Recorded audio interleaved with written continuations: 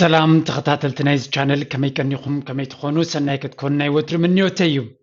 لو من ريو عرستي بزعبا صباغي يكون مچم عن صباغي حدا كابتي بزح سب زدليون زبهغونيو بفلاي دما دق نسيو كنرخلنا نصباغي الكا زغبر صعرن تبغسوتاتن ريسك موسادن درچ يبلون كنبل نخلينا ናይ ሎሚ ዘበን ክሪዮ ከለና ተጽበቀት ጓል ውን እንተኾነት ዘይተዓደነ ጸቕጥለዋ መሊሳ ንኽጽበቕ ምክንያቱ እቲ ኩሉ ናይ እንዳ ጽባቐ ቦታ እንዳራቲ ኸረዮ ታው ዘሎ ሜካባት ብዝሒ ምርጫታት ከም ወዲ ክሪዮ ከለኻ ክሳብ ክንደይ ከቢድና ኮነ ይመጽእ ኣሎ ጓል ምዃን ትጸቕጥ ናይ ሕብረተሰብ ብምርጫን ጥራይ እኳ ኣይኮነን ካ ትጸቕጥ ናይ ሕብረተሰብ ማርኬቲንግ ተዓባብያት ፊልሚ ኣብ ጽልዋይ ዝገብረላ ነታ ጓል ንሰይት ማለት እዩ ነዚ ንግደፍ ሕጂ لو من ريارستي صبغت قال تا زبالت انت صبغت قالن انتي بدهوتاتن محلخاتاتن اب هيوت الله كنرينا مجب صبغت خوينكا كل ነገር ቀሊል ዝዘለ ኻየ ዝኾነልካ ኩሉ ጥዑሚድ መስለና ካብ ዝተበገሰ ዝመስል ጽባቐ ጥራይ ሃበን ነበር ውሕልነት ካብ ግራውተይ መሃሮ ምክንያቱ ጽባቐ ብኩሉ ኣጋ ጽቡቕ እንተ ኮይንካስ ኩሉ ቀሊል ይመስለና ነው ጌጋይዚ ናይ ሎሚ ንሪዮ መሕለኻታት ወይ ካብ ብድሆታት ናይ ጽቡቕ ሰብ ምዃን حدا بحدا كنرينا مبزحت دما استوعلنا له زين فلتينا سلازي دحر حجي تصبقت قال تاريخهم كدنقصوا لايهم مغنياتو كندي بدهوتات كلوا خمزخل اب جمد بمهتاو فلاي دما ندق تبعتيو مالتي زي نتنصبقات اول كندي صقطهم زلون كنرينا كومون اتندق نسيونا بصبقه غص كنرديك تبلا دلهن تاعنت ريسك توزا خمزلهن كتفلتا اگداسيو نوداتون كون خليزي سلازي كسام موداتا تخاتلوا لايك ابوا كم مجمريانا بكالوت كتبازح اقداس الفيديو سناي مكتتال let's dive in so the critical downsides of being very beautiful in Annabelle Galena so قدامي تنتبين point number 1 you may lack desired privacy privacy ማለት كل ሰብ بحتاونت ጥቡቕ ዝበለ ዝምድና ኣብ ዝደልዮ ልቡ ከፊቱ ምስ ዝደልዮ ሰብ ክኸውን ይደልዩ ካልእ ሰብ ከይኣተዎ ኣብ መንጎ ከይተቐርቀረ ካልእ ሰብ ከይጠመቶ ተረጋጊኡ ክነብር ይደልዩ whenever they want to go out with friends they hear gossips behind their back and being called all kinds of names having a male friend mission impossible so እንታይ ማለት እዩ እዘን ደቂ ኣንስትዮ እዘን ፅቡቓት ደቂ ኣንስትዮ ኩሉ ግዜ ምስ መሓዙተን እየን ምስ ቀረብተን ክወፃ ከለዋ ኩሉ ግዜ ሰብ ይሓምየን እዩ ይጥምተን እዩ ተገምጢሉ ይርአን እዩ ካልእ ሽሙን ይህበን እዩ ስለዚ ዝተፈላለየ ሕሜታን ወረን ይሰምዓየን ዘቋናፅበን ዘብለን ማለት እዩ ዋላ ፅቡቕ እውን ክኸውን ይኽእል ግን ኩሉ ግዜ ሰብ ዛዕበን ከም ዛረብ ይፈልጣየን ኩሉ ግዜ ሰብ ዛዕባ ክዛረብካ ፅቡቕ ነገር ኣይኮነን ከምኡ ድማ having a male friend mission impossible ስለዚ ጥዑይ ከምዚ ዓርኪ መሓዛ ወይ ዓርኪ ወዲ ክሕዛ እንተኮይንካ ብዙሕ ፀገም እዩ ምክንያቱ ንዕዑ ብዙሕ ፀገም ንዓዓ ድማ ብዙሕ ፀገም ይመፃ ማለት እዩ ንእሽተይ ተኮይኑ ብገንዘብ ሃብታም ስለ ዝኾነ ኢዶ ከምዚ ስለ ዝገበራ ይገዚእዋ እዩ ዓብ እንተኮይኑ ወላ ምስ ኣቦኣ እንተላ እውን ብዙሕ ነገራት ዘረባታት ይዝረበላ ብዛዕባ ማለት እዩ Every friend they have had a cup of coffee with ended up pretending of falling in love and want intimacy. زخاخال تجمع. مزخوني يكون ودك أربعة جمرة شاهي ستيا وي بونك ستيا وي زخوني عبد خوني بوتا مسكدي كاتا نتاس بقتو قانتاي تجمع زلوا تودي كفتوى جمر. قبل بدي الفتوى بزي قدس قد زقرب تودي بعيني فقرن بعيني كالي نقرن يتمتع سلازي نورمال أركنة محزنة نخد جبر عبا بدهو ኣለዋ ታጓል መብዛሕቶም ድማ ድሌታቶም ንኽረኽቡ ብዙሕ ነገር ይፍትኑ ማለት እዩ ስለዚ መን እዩ ብልቡ ዘፍቅራ መን እዩ ብልቡ ዝደልያ ንኽትፈልጥ ብዙሕ ብድሆ እዩ ዘለዋ ከም መንፅሩ እውን ብዙሕ ግዜ ብዙሕ ጌጋታት ንኽትገብር ትግደድ ማለት እዩ ምክንያቱ ንኩሉ ሰብ ልቡ ፈትሻ ክትፈልጦ ስለደይትኽእል You cannot relax and just laugh. Every laugh will be considered flirting. It's hard and can ruin a lot of friendships. So مزخونه ودي لبا كفيتا كسخن كتحغسنا يتخلنا معناته مسو صبغ تسحيبا انت سيقا تودي زفقرتون ابو دليات تخم زلان كوينو سلادي سمعو كل غزي نفسا كتقواصر كتكل الله تدي كونه حنسب ريلاكس كوينا سيقا بخالط امتي تمتا نتصبغ محزنت كذا حسبته دما اب كال مخالفو صقمني ودقت هيوت معناته እዚ ድማ ኩሉ ግዜ ክደጋገመ ከሎ ካብዚ ዝኸፍ ነገር እውን የለን ቁጥሪ ሓደ ጥራይ ናሪና ደልና number 2 you face jealousy yes ጽቡቓት ኣዋልድ መዓድ ዝቐንኣለን ሰብ እዩ ዘሎ ቀንዲ ቅንኢ ድማ ካብ ደቂ ኣንስትዮ እዩ ዝመጽእ ምክንያቱ ብዙሓት ደቂ ኣንስትዮ ኩለና ይብልኒ መብዛሕትአን ግን ኣብ ውድድር ኣለወን ምስ ካልኦት ኣዋልድ ምስ መሓዙተን ዋላ ምስ ቀረብተን ዋላ ምስ ኣሕዋተን ናይ ምውድዳር ባህሪ ኣለወን beautiful people have won the genetic lottery and it's just a gift they receive it from birth however there are many people dissatisfied with the way they look so ولا እኳ ትፅባቐ ደልያ ፅዒራ ተመራሚራ ዘምፅኦቶ ኣይኮነን ኣምላኽ ዝሃባ ተፈጥራዊ ህያባ እዩ ሕጂ ክትቅይሮ ኣይትኽእልኒ ኣምላኽ ሂብዋ ኣሎ ትፅባቐ ትፀገም ብዙሓት ሰባት ከም ናታ መልክዕ ስለዘይብለን ወይ ምስኣ ስለ ዝወዳደራ ክፀልኣን ክቐንኣላን ከቋናፅባን ይጅምራ ማለት እዩ እዚ ኣብ ፅቡቓት ኣዋልድ ብፍሉይ ዝረአ ፀገም እዩ ኩሉ ግዜ ኣታክ ኣለወን however so if you look gorgeous you will notice that women will be jealous if you go out together and you attract all the attention so ኩሉ ግዜ ፅብቕቲ ጓል ምስ መሓዙታ ናብ ዝኾነ ቦታ እንተረኸይዳ of course ፅባቐ ስለ ዘለዋ ኩሉ ሰብ ንዓዓ ይክጥምት ናብ ኣገፁ ክኸይድ እተን መሓዙታ ድማ ፅቡቕ ይስምዓኒ ወይ ፅቡቕ ይስምዓኒ ብመንፅር ይቐንኣላን ይፀልዓን ማለት እዩ እንጂ እሳ ዝፈጠረቶ ኣይኮነን እዚ just ተፈጥራዊ መልክዓኩም እዩ so ብሰንኪ እዚ ጥዑያት መሓዙት መካይት ንኽትረክብ ድማ ትሽገር ወረጋብ ገለገሊዩ ዋላተን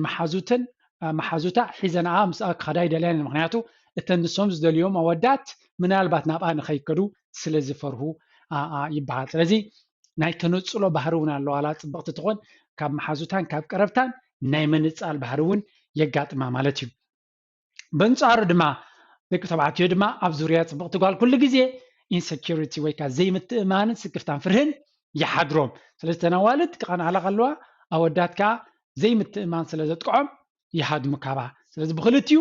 ፀገም ኣለዋ truly beautiful folks learn early on how to be careful around others in order to avoid causing jealousy ቶም ናይ ብሓቂ ፅቡቓት ደቂ ኣንስትዮ ካብ መጀመርዩ ነዚ ነገር ፈሊጠን ኩሉ ግዜ ክትንቀቓየን ዝፍትና ኩሉ ግዜ ምጥንቃቕካ ከቢድ ስራሕ እዩ ኩሉ ግዜ እናተጠንቀቐ ክነብር ዝደሊ ሰብ ድማ የለን ከም ወትሩ እዛ መፅሓፈይ ሓዳሽ መፅሓፍ ፅሒፈ ኣለኹ ብዛዕባ ዝምድናታት ብዛዕባ ፍቕሪ ውሽጣውን ደጋውን ፅባቐ ንምሕላው ርእሰ ምትእማን ንምህናፅ ዝብል ኣርስታት ብሰፊሑ ኣብዚ ቪድዮ ኣብዚ መፅሓፍ እዚኣ ተዛሪበ ፅሒፈሉን ገሊፀ ይሆን ኣለኹ ስለዚ እንተደይ ገዚኹም ኣብ ላይብረሪናትኩም ጌርኩም ክትጥቀሙላ ሪኮመንድ ይገብር እናበልኩ let's continue so next you will be judged everywhere ኩሉ ግዜ ድማ ክትፍረድ ኢኻ ኩሉ ግዜ ኣብ ፍርዲ ኣለዋ ማለት እዩ what did she wear what did she eat how did she perform did she forget something ኩሉ ግዜ ኣብ ዝኸድኦ ኩሉ ሰብ መብዛሕትኡ ደቂ ኣንስትዮ ወይ ካልእ ሰብ እውን ይከታተለን እዩ እንታይ በሊዓ እንታይ ተኸዲና እንታይ ሒዛ ከይዳ ከመይ ኣብ ስራሕ ብኸመይ ከይዳ ኣብ ትምህርቲ ከመይ ከይዳ እንታይ ረሲዓ ኩሉ ግዜ ሰብ ብደቂቑ እዩ ዝከታተለን ንነፍሲ ወከፍ ጉድለት ናተን ከዓ ብኡ ከጥቅዐን ይፍትን ማለት እዩ ከነኣእሰን ከቆናፅበንን ይፍትን you will probably notice that she gets turned down for a job if there were okay ከምኡ ድማ ኣዝያ ፅብቕቲ ምዃና ናብ ሓደ ስራሕ ምስ ከደት ብዙሓት ደቂ ተባዕትዮ ዘለዎ ስራሕ ተኾይኑ ነቶም ደቂ ተባዕትዮ ክትርብሾም እያ ወይ ከተባእሶም እያ ወይ ፀገም ክትፈጥረሎም እያ ዲስትራክት ክትገብሮም እያ ተባሂሉ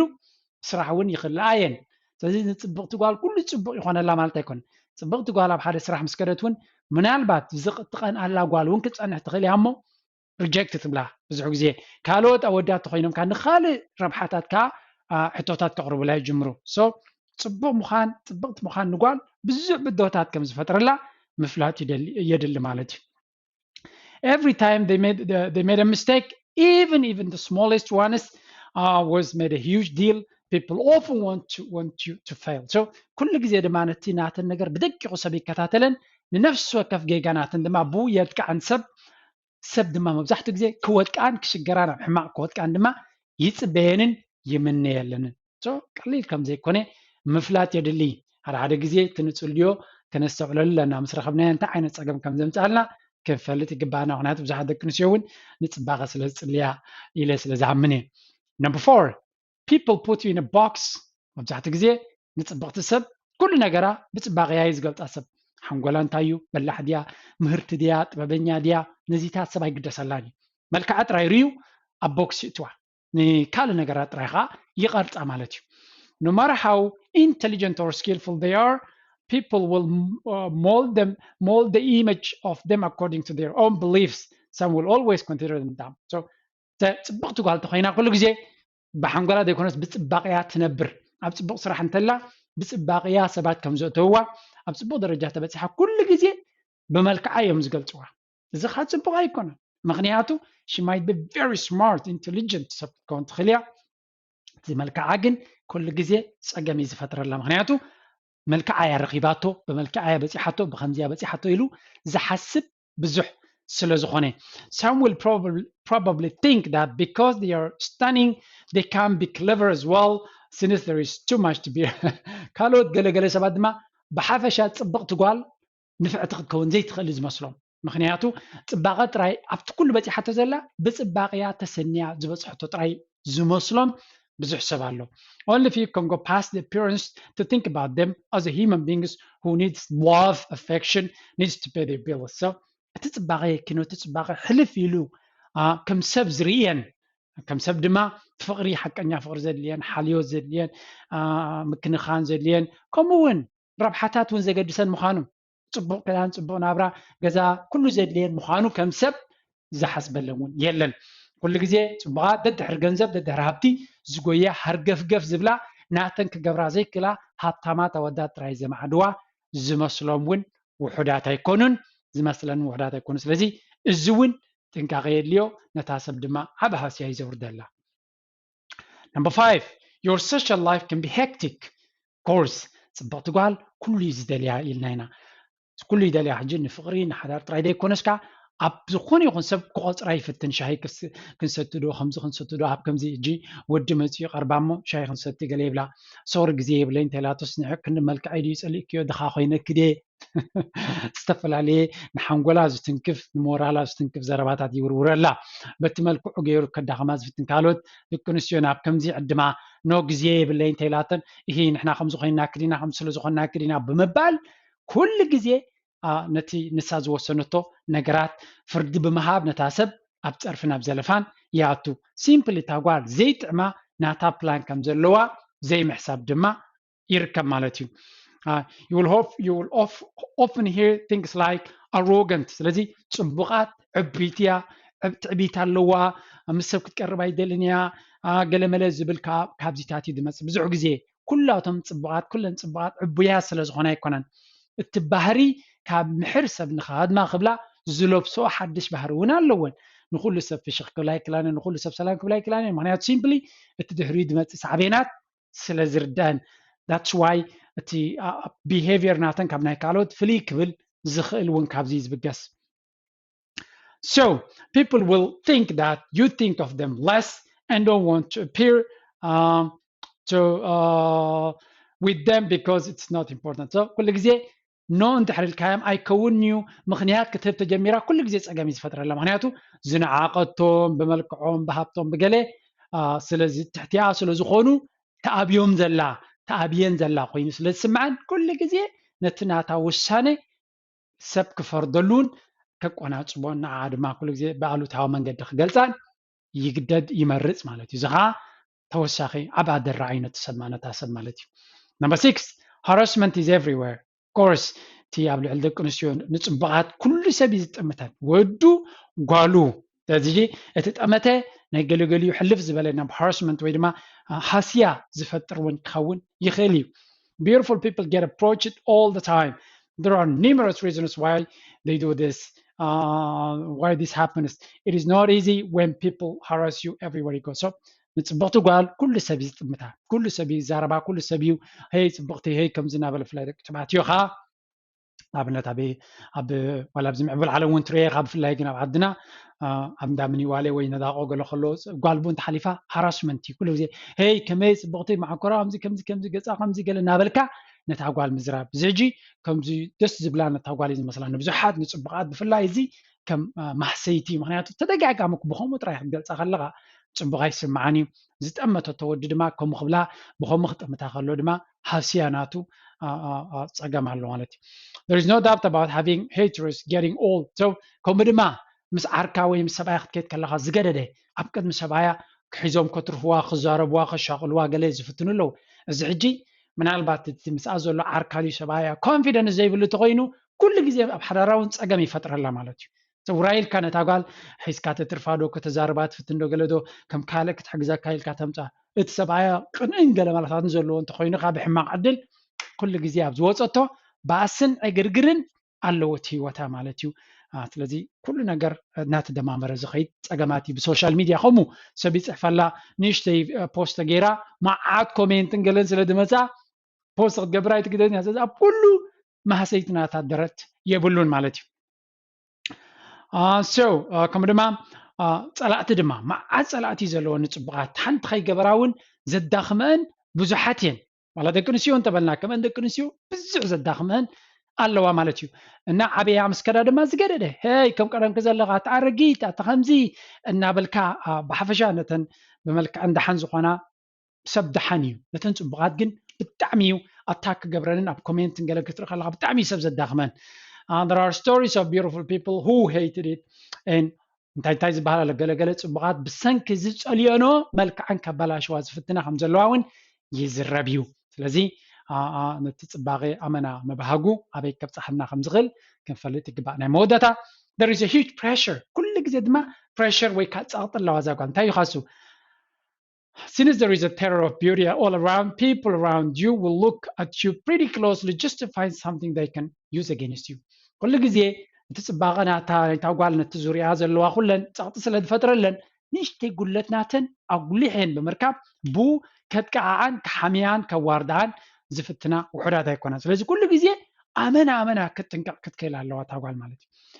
when you start a new job you may never get a proper support ከምኡ ድማ ሓድሽ ስራሕ ምስ ትጅምር